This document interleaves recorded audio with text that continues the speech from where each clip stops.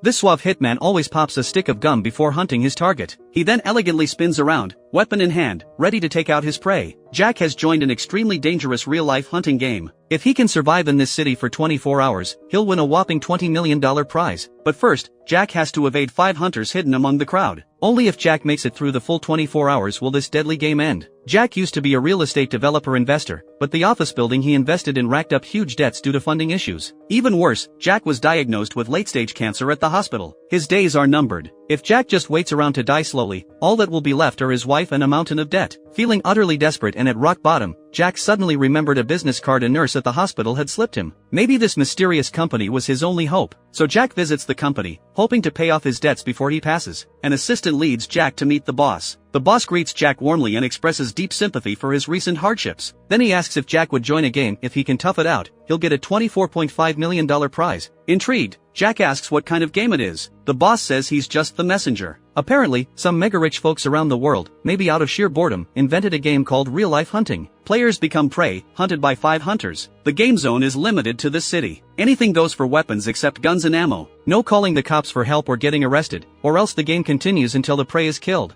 $50,000 is deposited into Jack's account before the game even starts. He gets another $50,000 per hour he survives, up to $24.50 mil total if he makes it the full 24 hours. No pausing or quitting once it begins. The boss tells Jack to think it over. Knowing his time is short, Jack ultimately decides to play for his family's sake. He meets the boss at a diner the next day. Right before go time, the boss hands Jack a phone. Sure enough, the first $50,000 prize is already in his account. Jack starts feeling nervous. The boss warns that the hunters are in this very diner. He urges Jack to get to crowded areas since the hunters won't pursue him there. And trust no one. The game is on, but due to copyright restrictions, that's all I can share of this movie called The Most Dangerous Game. Check it out if it piques your interest.